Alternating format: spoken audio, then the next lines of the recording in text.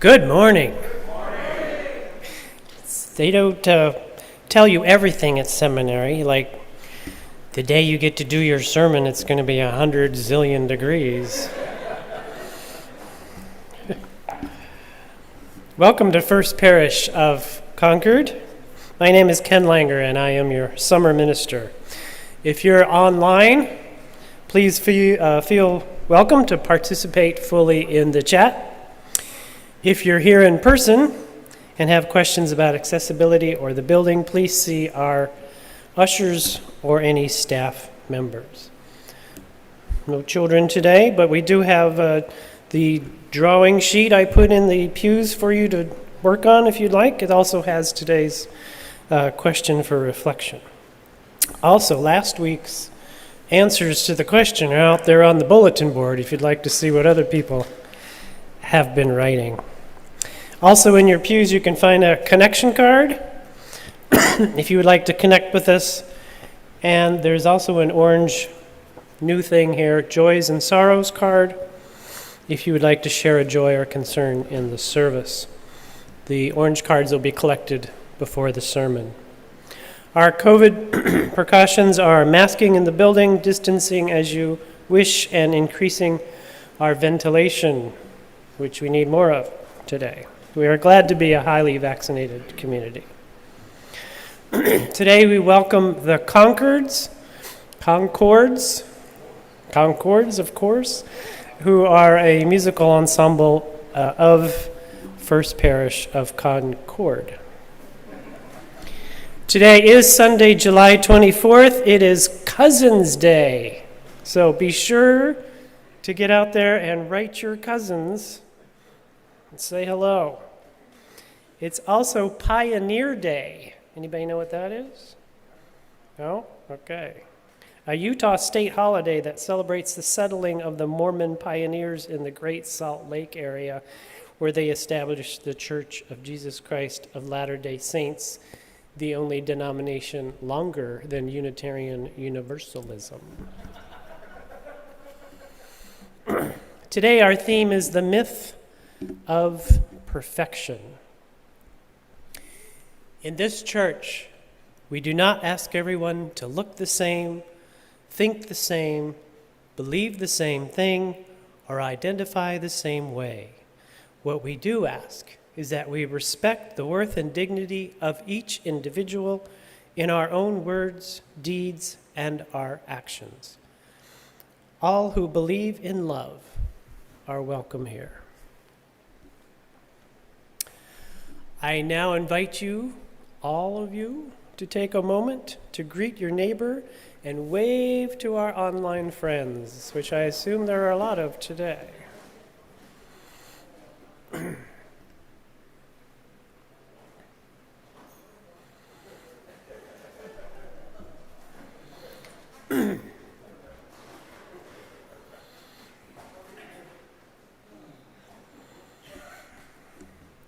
Let us now begin the service as a community of worship. Let us gather here together in love and compassion. Let us worship through our minds as we seek to know each other more deeply and work to understand the mysteries of the world we share. Let us worship through our hearts as we seek to be welcomed and accepted and to extend those gifts to others. Let us worship through the work of our hands as we work together to build a just world, a place where we can be free and safe together. Let us worship not in servitude, but in reverence, as we recognize the sacredness of all people, all beings, all things. Let us worship not in fear, but in opening all the windows to our soul and let in the light from which we all share. Let us worship through singing and dancing, through our laughter and our tears, through the strength of a caring and engaged community. Let us gather now to worship in love and compassion. We are gathered one by one, source of love draw near. We are gathered all as one, all are welcome here.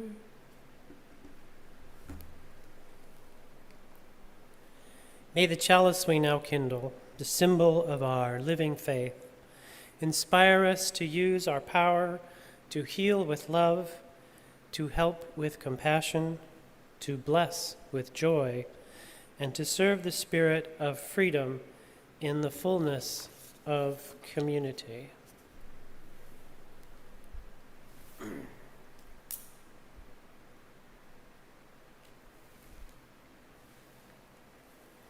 Please join me in the response of the chalice lighting with the words printed in your order of service. O flame of our faith, open our hearts and fill our bodies and souls with persistent strength. Enliven our spirits and engage us deeply in this life of ours, the sacred, essential moment now. From the fires of each heart to this chalice we impart many sparks to one flame, giving hope to us again. Please rise in body or spirit as we sing together our first hymn, number 288, All Are Architects of Fate.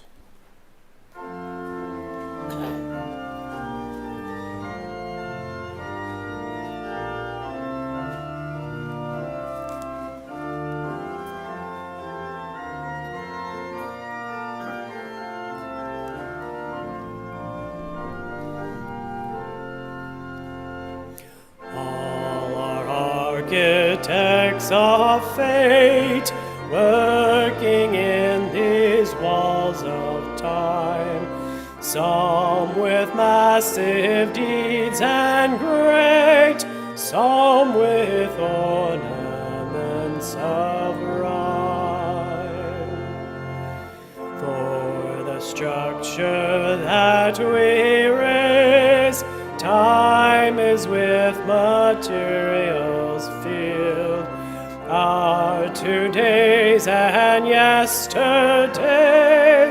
all the blocks with which we build. Build today.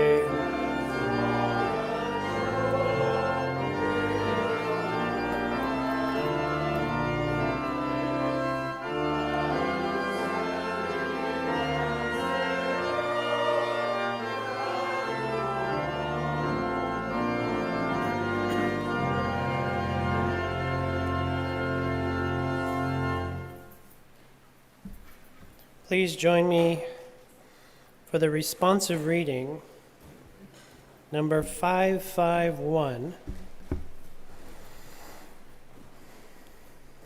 551.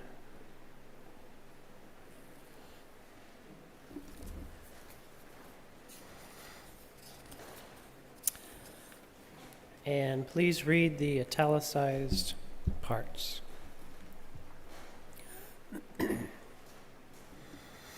Earth, teach me stillness as the grasses are stilled with light.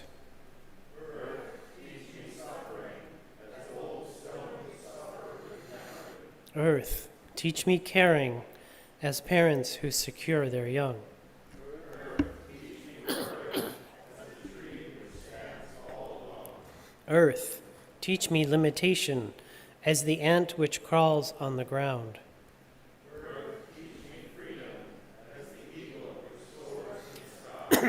Earth, teach me resignation as the leaves which die in the fall. Earth, teach me regeneration as the seed which rises in the spring. Earth, teach me to forget myself as melted snow forgets its life. Earth, teach me to remember kindness as the dry fields beat with rain.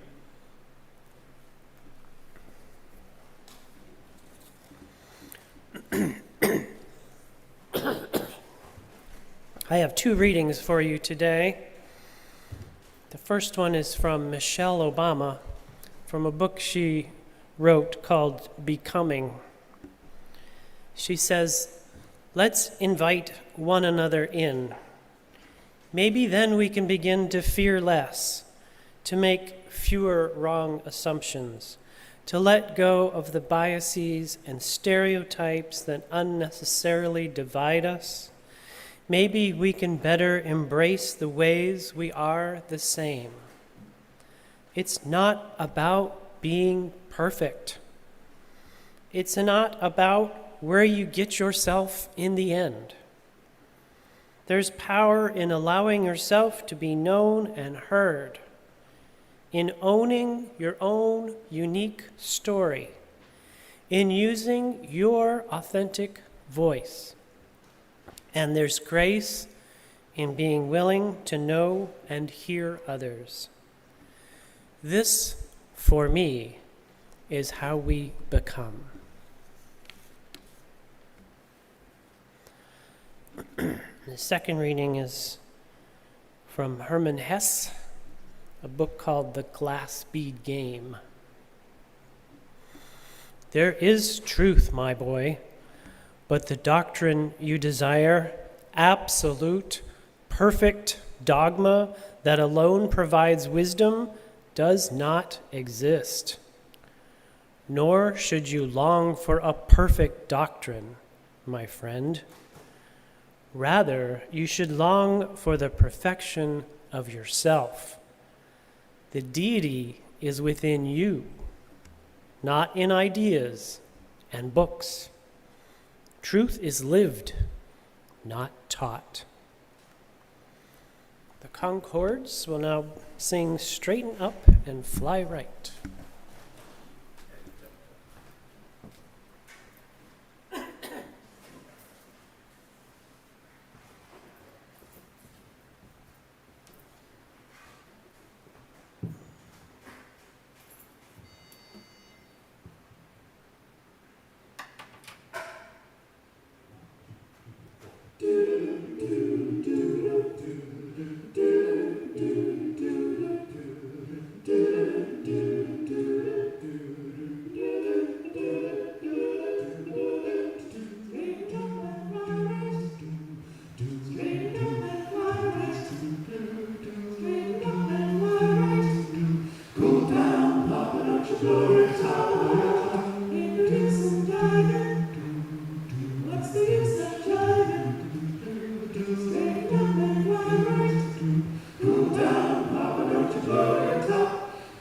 Took the monkey for a ride in the air. The monkey thought that everything was on his square. The buzzard tried to throw the monkey off his back, but the monkey said, "No, listen, Jack. Straighten up and fly like this. Straighten up and fly right. Straighten up and fly right. Fly. Roll down, pop it at your door to top. Ain't no use in dying, baby. What's the use of trying, baby? Straighten up and fly right, fly. Roll down, pop it at your door top. The buzzard told the monkey, "You were joking me. Release your hold and I will set you free." The monkey looked right dead in the eye. The story isn't touching, but it sounds just like a lie. Go down, pop it at your door top.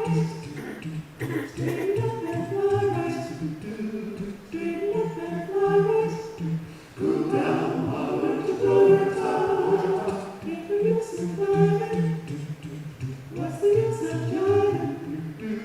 Straighten up and fly right. Go down, pop it at your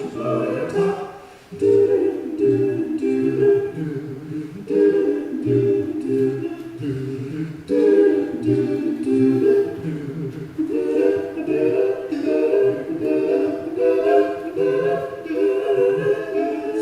Straighten up and fly right. Straighten up and fly right. Straighten up and fly right. Fly. Go down, pop it at your door top. Ain't no use in trying, baby. What's the use of trying, baby? Straighten up and fly right. Fly. Go down, pop it at your no, top it up, right. Yeah.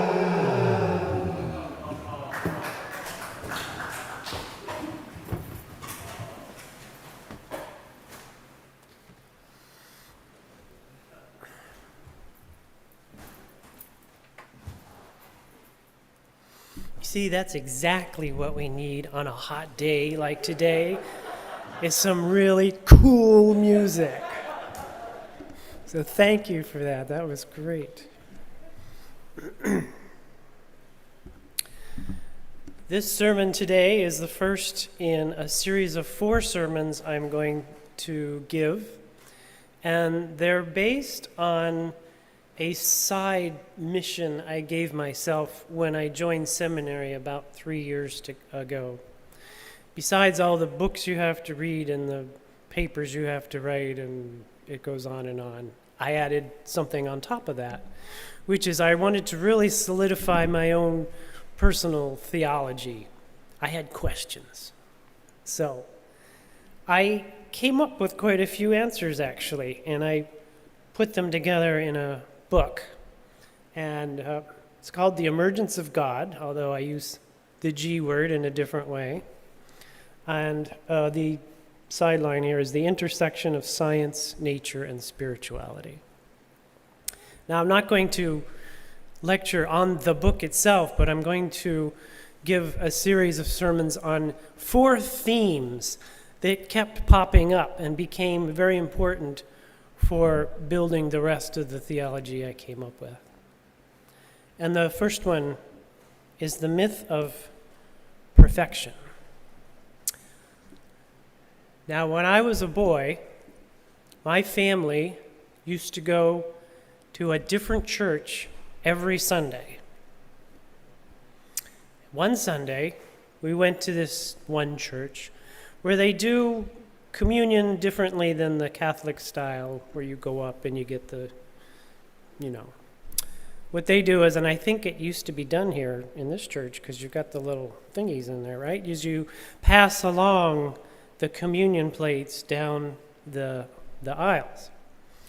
So, I'd never experienced this, so, they were going to do that this Sunday, and I couldn't help but think, whose silly idea was this? I mean, the first plate, no problem. It's about like a Frisbee. It's all metal, very shiny, very pretty, and these little tiny wafers. No big deal. Passed it on. But the next plate, about this big, about 4 inches maybe, solid metal, very shiny, and shot glasses in church. And when it came to me, I got very nervous, and I started shaking. And I kept thinking, you know what? Someone in this church is going to spill those lovely little shot glasses full of dark red grape juice. And guess who that person was? All over my dad's new white shirt.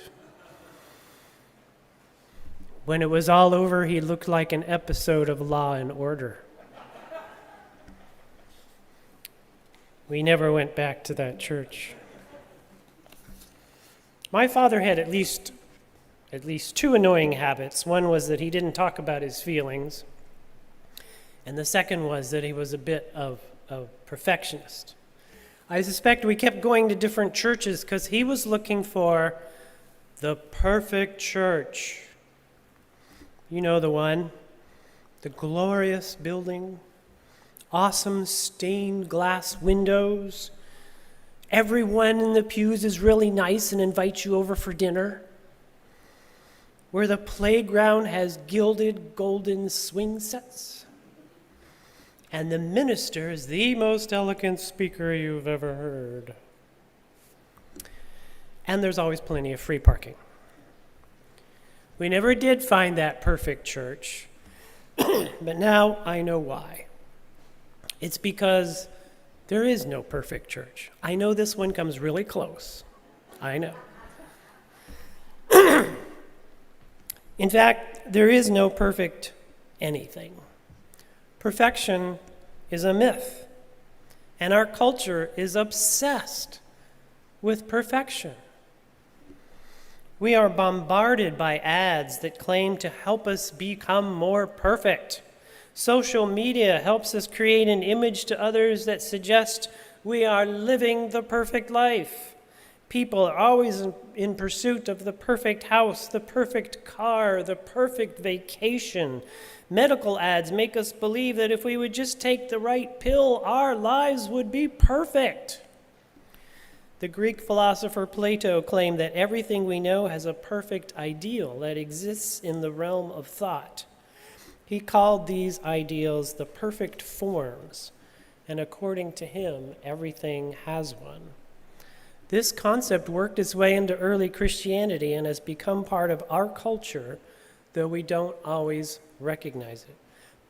Consider the text of Matthew 5:48, which appears at the end of the famous Sermon on the Mount, which reads, excuse me, "Be ye therefore perfect, even as your Father which is in heaven is perfect." The idea that there is a perfect form for everything makes us believe that we can work toward finding or achieving that perfect form. Yet the pursuit of these non-existent perfect forms has caused a great deal of pain and anguish and has led to many less than perfect challenges. The reality is that no such perfection exists. Attempting to become a perfect anything will only lead to disappointment, and at worst, can lead to more serious states of anxiety, depression, and defeat. Perfection suggests that there is an ideal ending to growth. It forecasts a state of completion, but creativity is never complete. Creativity is a continuous process, and all of us are creative beings. Therefore, perfectionism is a hindrance to creation.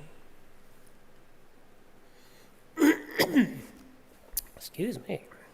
Perfection is also a hindrance to happiness. Striving for a perfect ideal suggests that there is some kind of perfect ideal out there that can and should be attained. Often that ideal is defined by someone else or is defined in some absolute terms so that it is not possible to even achieve it. Since that perfection does not actually exist, means that it can never be fully realized. The focus of the work becomes the outcome rather than the process itself. Consequently, the final perfect product is never attained. Perfectionism can also become a justice issue. When one group or person claims perfection, stories are told about the perfect winners who defeat the less than perfect. The ideal of the perfect people or the chosen people looms large in the history of human cultures and often leads to the oppression of one over another. Then there's the idea that there is such a thing as the perfect society, and all that is necessary to create it is the elimination of all that is less than perfect. But as many utopian, and I might add dangerous, experiments have discovered, there is no perfect society, and there never will be. Normalcy is a subset of perfectionism. People who try to define and force normalcy insist that some ways of being are more correct than others. Just as there is no such thing as perfect, there is no reality to the concept of normal. Everyone around you is not normal. I am certainly not normal. In fact, no one is normal because normal is an ideal with no true form. You are not normal, and that's okay. Like everything and everyone around you, you are unique. There has never been and will never be anyone like you. You are a novel creation of the universe, but you are still not perfect because you and everyone else and everything else is a work in progress. Even if you do nothing, you are already a part of the creative process of the renewing universe. For something to be perfect, by definition, that something must be whole and complete unto itself. There can be no possibility of any growth or development. There can be no possibility for change. A perfection cannot be a partiality, nor can it be separated. I would further argue that perfection cannot be dependent on something else to exist, which to me means it cannot require that a human mind must first perceive it. I have chosen to build my theology on the world as I experience it, without the aid of supernatural or idealistic constructs. In that framework, there can only be one thing that is whole and complete unto itself, and that is the totality of the universe itself. Everything else, by definition, is imperfect. All this is to say that there is no perfect car, no perfect house, no perfect vacation. There is no perfect job, perfect place to live, perfect way to grow tomato plants. There is no perfect toy, perfect meal, perfect all-in-one home Italian cappuccino espresso machine, although I am still looking for it. No one can ever be the perfect friend, the perfect parent, the perfect child, or even the perfect partner. Perhaps the most dangerous and damaging phrase ever written in the English language are the words, "and they lived happily ever after."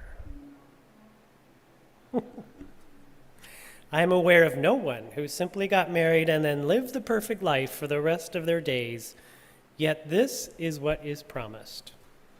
There is no such thing as any kind of perfect union, and I have yet to meet any couple who have lived a life together of pure bliss and happiness without having to deal with some degree of conflict and challenge. The reason that nothing is perfect is that everything in the universe is in the process of evolving into something else. Perfection suggests that everything has an end point, but that is not how the universe works. Everything is in constant motion toward renewal. In other words, we live in a universe of continual creativity. In every second of every moment of every day, the world is being renewed. And novel things and situations appear that have never existed before.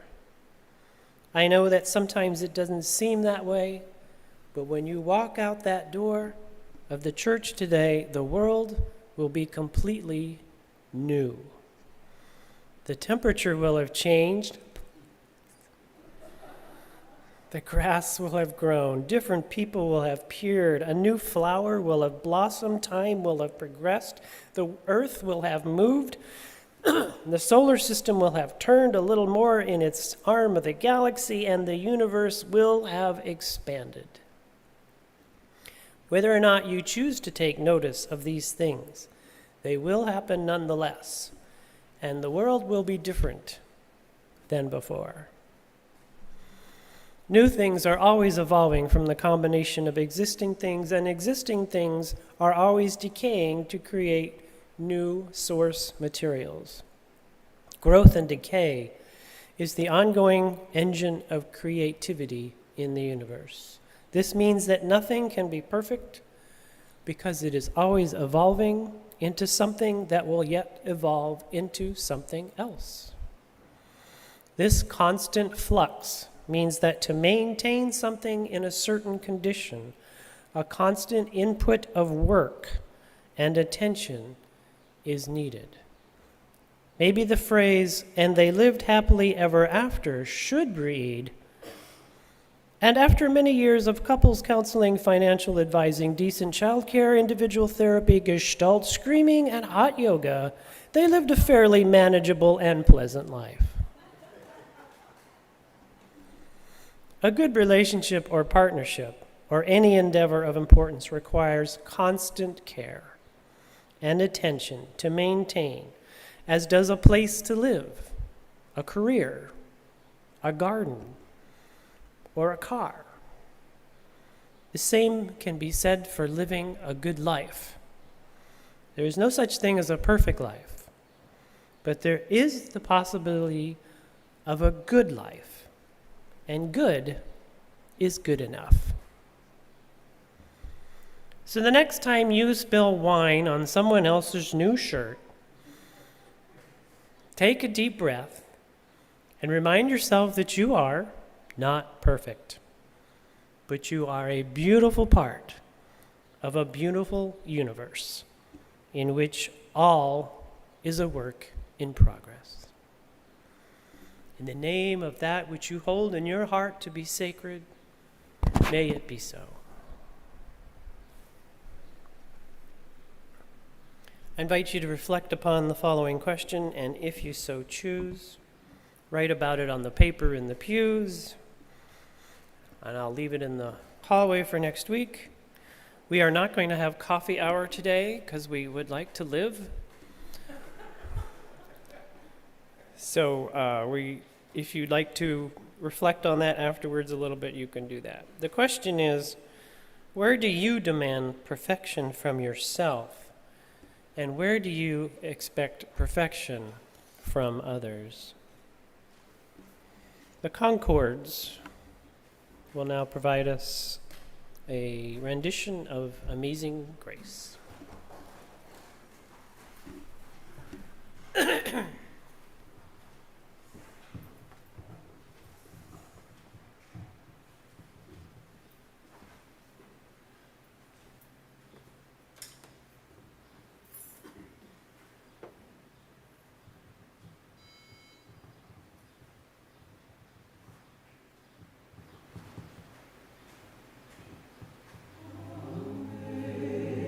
Amazing grace, how sweet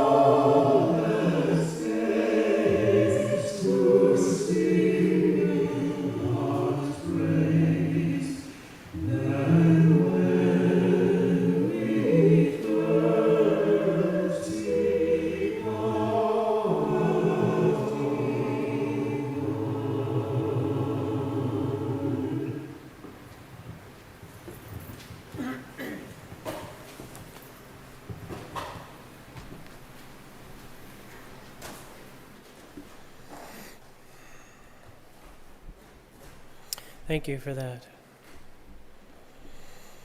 Ours is a spiritual community of compassion where we find meaning and connection together.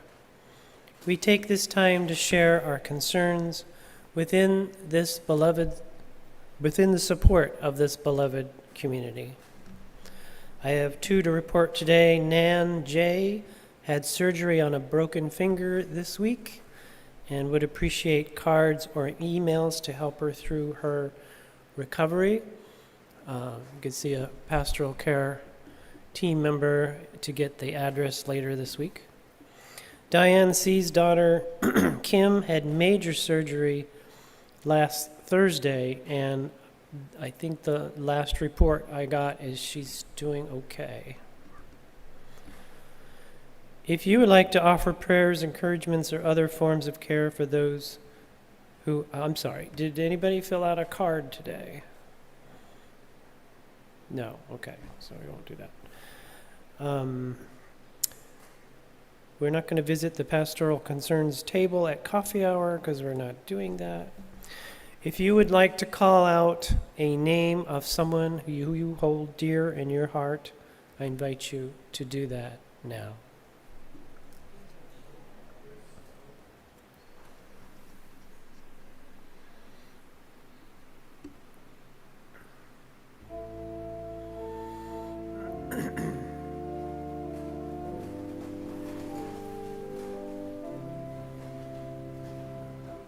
Spirit of life, come unto me. Sing in my heart all the stirrings of compassion.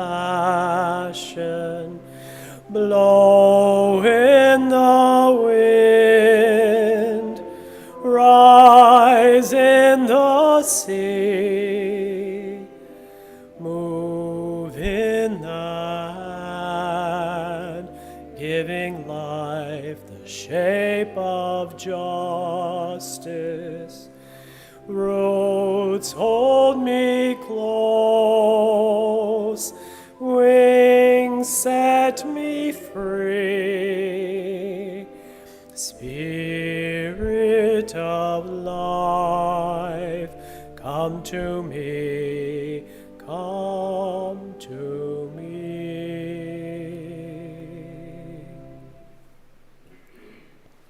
I invite you to join me now in a moment of prayer, contemplation, and reflection, followed by a moment of silence. As you are willing, in body or spirit, please close your eyes. Take in a deep breath and let it out. Concentrate on your body. Let it relax from your head all the way down to your toes. Calm your thoughts and be present. Open your heart so that you may accept love and you may offer love. Finally, connect yourself with your own sacred principle.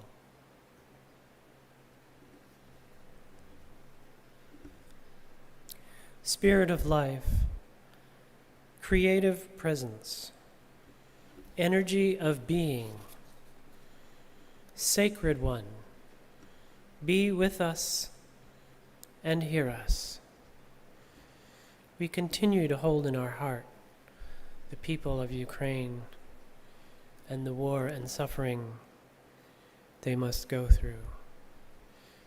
Let us hold in our heart the people who are struggling through this heat, and let us reach out and help those who need it.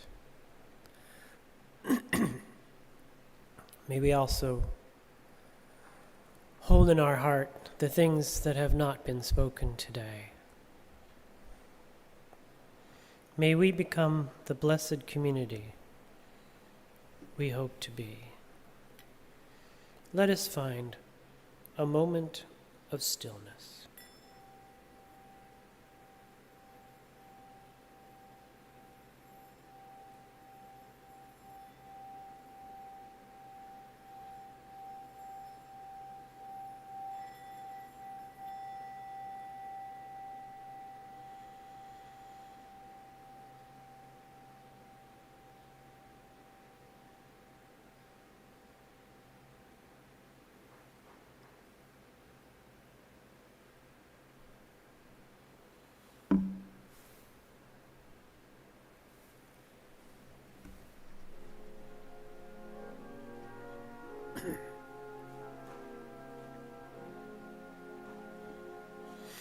Find a stillness, hold a stillness, let the stillness carry me.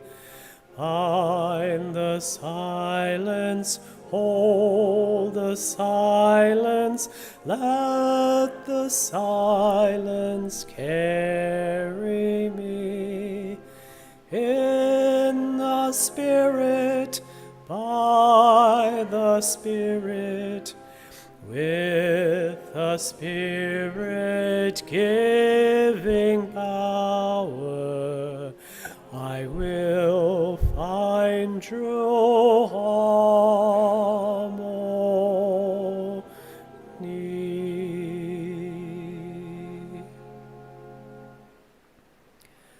Let us now offer our gifts for the sacred and important work of this community.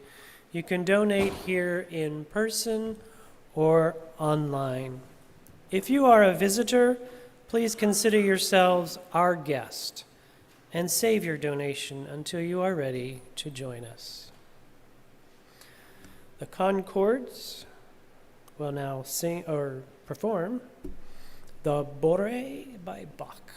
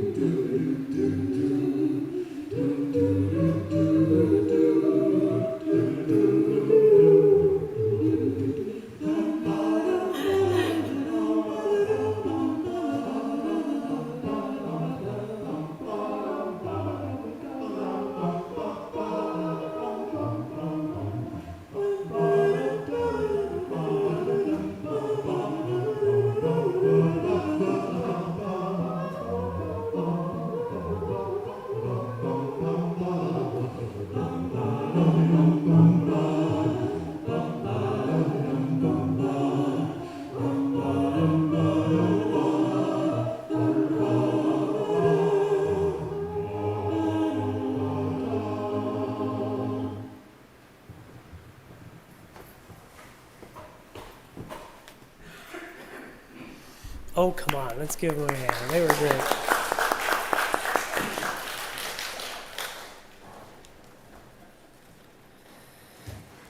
I would like to thank the Concords for their music today, and Eric Haneke for their help in bringing together today's service. And who did the flowers? Anybody know? No. To the mysterious person who did the flowers, thank you. And thanks to all of you who came on this day. You can't imagine, I've been preparing for this sermon for 2 months now. And imagine me a week ago when they said, oh, it's going to be 100 degrees on your first sermon. Oh boy. So thank you for coming.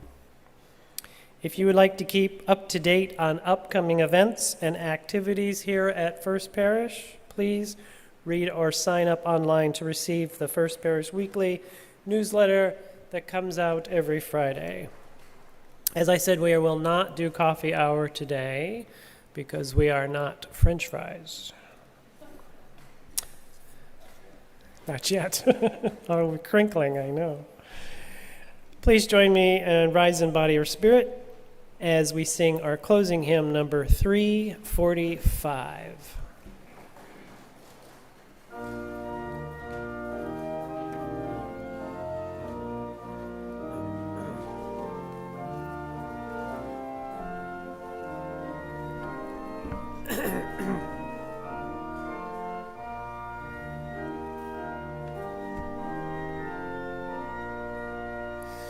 With joy we claim the growing light, advancing thought and widening view, the larger freedom, clearer sight, which from the old unfold the new. With wider view come loftier goal, with fuller thought more good to see, with freedom truer self-control, with knowledge deeper reverence be. My friends, go in peace, return in beauty. Go in kindness, return in friendship. Go in love, return in compassion. Go in hope, return to wholeness. Go in faith, return in sacred community. May it be so.